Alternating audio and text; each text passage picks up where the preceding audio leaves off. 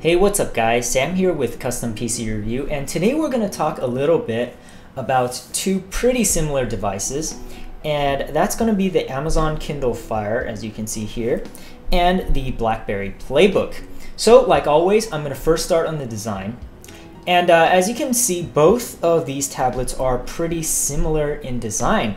They're both 7-inch tablets diagonally, and they are pretty much about the same size. So I'm going to kind of show you about how much difference in size they are, and it's really very little bit, with the Blackberry Playbook a tiny bit smaller.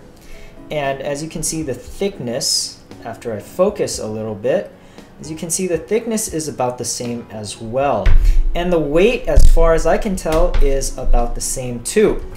So as for the design and the shape, they're very alike. Now, there are a couple things better on the Blackberry Playbook's design. And the first thing I'm going to show you is the top. Now, as you can see here, there are a volume up key, a volume down key, and a play pause button.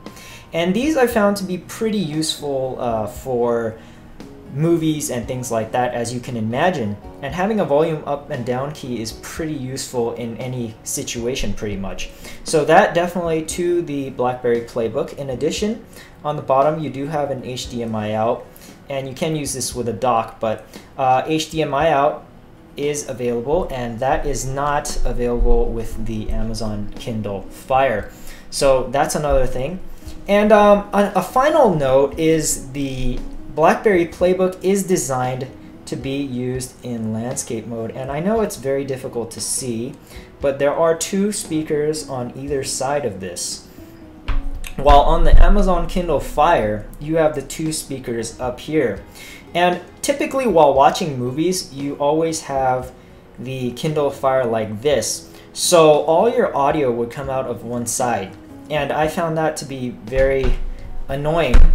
Anyways, so this is probably because the Kindle Fire is designed to be used vertically, and I do have screen lock on, so it does flip around, you know, when I do turn it, but I just wanted to have it on screen lock for now. And the Blackberry Playbook is pretty obviously supposed to be used in this landscape kind of mode. So finally, one other thing about the Blackberry Playbook is that it does have a light sensor. And right now I have it turned off just so you can see kind of the difference in screens. And the Blackberry Playbook is a bit brighter, but I'll talk about the screens in a little bit. But this does have a light sensor, so the screen does dim when it gets dark, and then it brightens up when it's light, while the Amazon Kindle Fire does not. So one good thing about the Amazon Kindle Fire's design is the power button. And it's down here, but anyways, I know it's hard to see, but it's a lot easier to push than the one on the Blackberry Playbook, which is kind of recessed. Unfortunately, they did put it in the wrong spot, because I really do like using my Amazon Kindle Fire in landscape mode. So sometimes you would accidentally push this, but you know, it's not too often of a thing. You just gotta have to watch out. So because of lack of all these features on the Amazon Kindle Fire, I'm gonna give this round to the Blackberry Playbook. Additionally, you do have cameras, and I know you guys are definitely wondering why I haven't covered the cameras yet. So I'm gonna cover the cameras right now. And basically, if you can see that on the back here, the Blackberry Playbook has a 5-megapixel camera. In the front, it also has a 3-megapixel camera, and that would be used for voice chatting, things like that.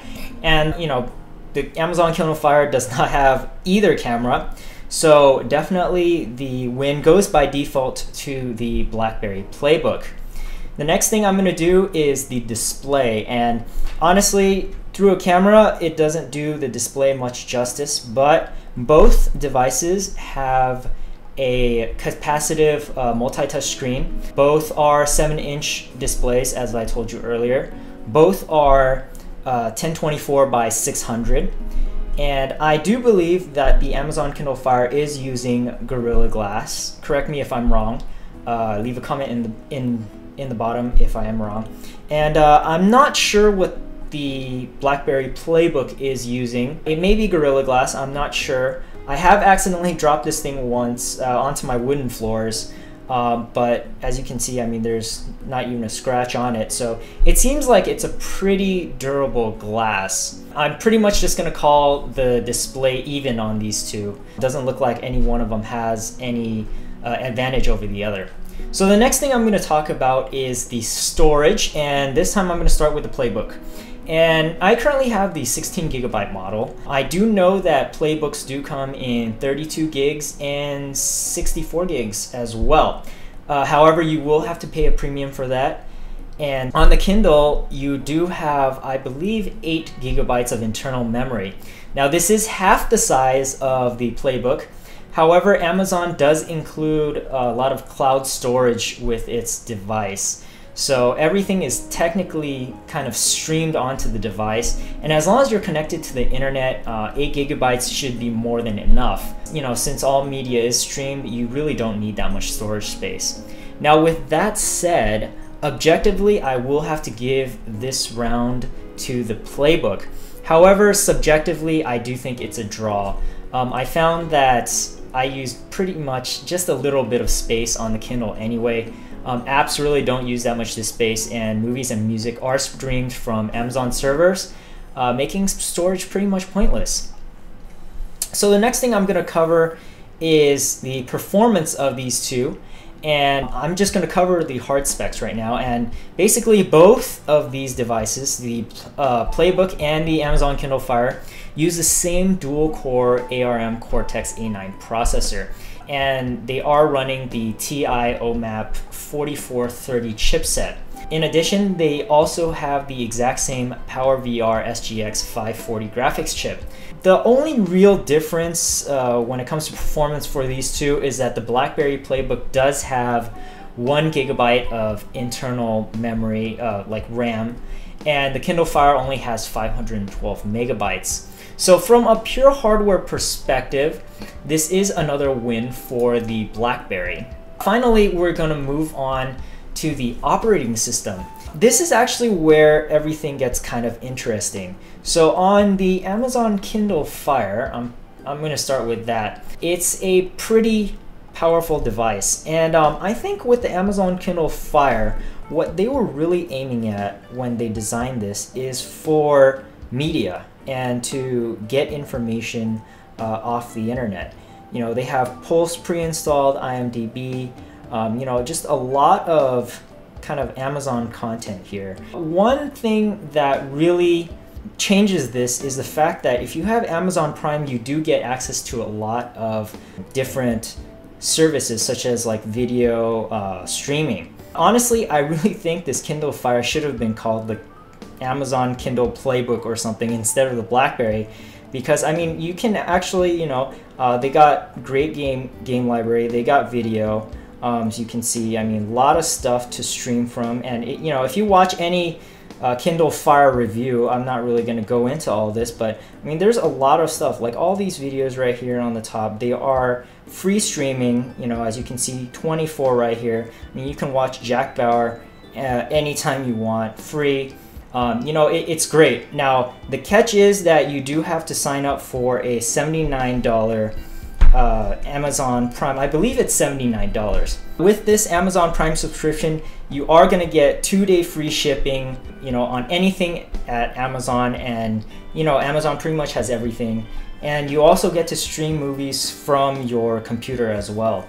In addition, you also get access to Amazon's music library, and pretty much you can preview any song that you want, and you know, if you like to purchase it, it's pretty easy. You just hit the button to download and everything gets downloaded. So it's pretty easy. Another thing about this is that there is also the Amazon Whisper Sync technology when it goes to books. I'm just gonna pull up a book I have, you know, live spotting right now. Pretty much it'll jump you straight to where you left off, and this will be synced with, oh my god, that's terrible display right here. Anyways, it is supposed to have text on it, but the video camera apparently can't see. So there is a whole, well, you can see a little bit of text, but anyways, there's a whole page of text on here. I can see it with my eyes, but unfortunately the camera isn't going to catch it. So that doesn't really matter, but basically it's going to bring you to the exact page that you were looking at prior to taking a break or anything like that. You know, it doesn't matter if it's on your Kindle or if it's on your computer.